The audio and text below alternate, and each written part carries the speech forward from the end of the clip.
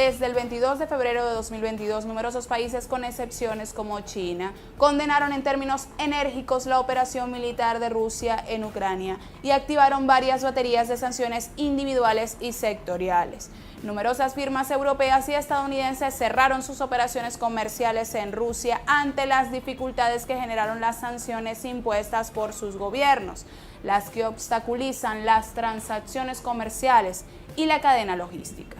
La prensa occidental se encargó de que el mundo viera en derrota y aislamiento al Kremlin antes de tiempo, cuando vimos la desconexión de Rusia de la plataforma financiera SWIFT y cómo ni los ciudadanos rusos podían retirar su dinero de los cajeros automáticos. Pero eso duró muy poco.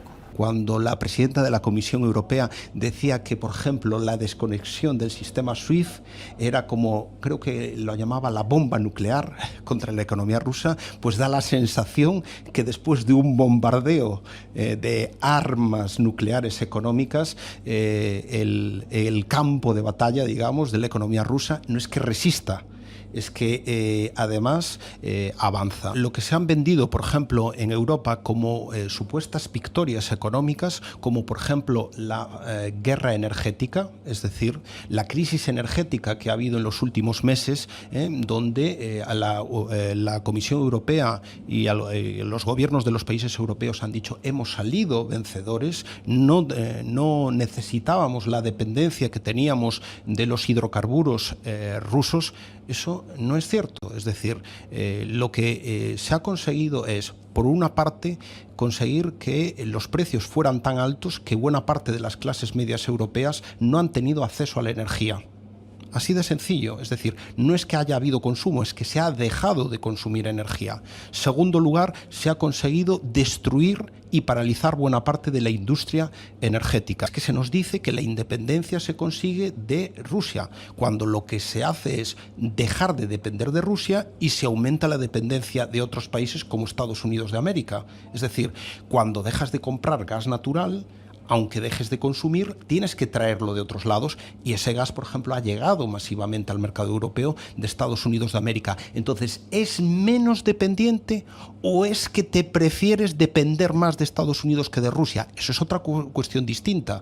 Rusia nos vende materias primas y productos y nosotros efectivamente también le vendíamos muchos productos, servicios y demás. Entonces, ¿qué malo hay de esa relación económica entre los dos bloques?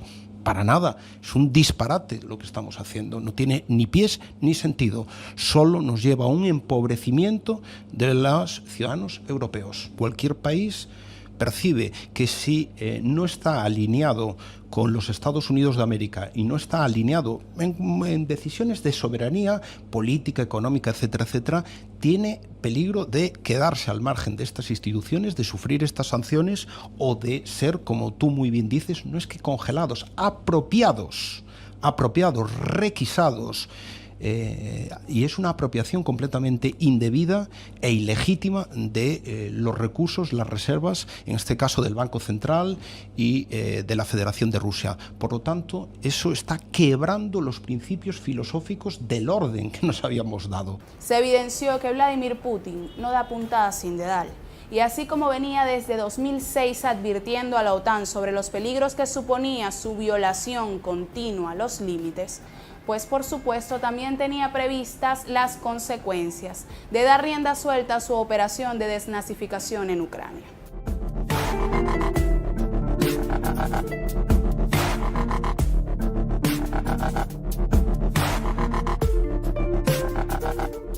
Para no irnos tan lejos, vamos con algunos movimientos que dan cuenta de cómo el giro ruso a las sanciones estadounidenses y europeas generó un impacto sin precedentes y sin retorno, al punto que Rusia ya no tiene que mover muchos dedos para que los países, al verse chantajeados, manipulados, difamados y abandonados a su suerte si no siguen una cartilla de injusticias y complacencias en medio de la guerra, pues actúen en consecuencia, y no de los intereses rusos, sino de sus propios intereses.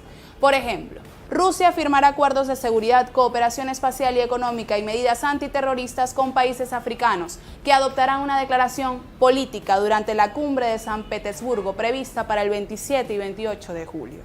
Como otro ejemplo, Para Italia es imposible renunciar por completo al suministro del gas ruso y por ello la Cámara de Comercio Italiano-Rusa planea crear un sistema de pago en rublos. Esta opinión es compartida por Austria, mientras Hungría pidió a la Unión Europea una prórroga para que le permitan seguir vendiendo productos hechos con crudo ruso. Y sigamos sumando. Japón, hiperaliado de Estados Unidos, exime de las sanciones a los proyectos energéticos conjuntos con Rusia, a su vez que recibe dividendos de estos proyectos en yuanes. Y vamos metiéndole más datos. Las sanciones contra Rusia están empujando a los inversores a repatriar sus reservas de oro desde Occidente y se supo que la compañía transnacional Shell sigue comercializando gas ruso pese a su promesa de retirarse del mercado del país. Laiguana.tv, la verdad hecha tendencia.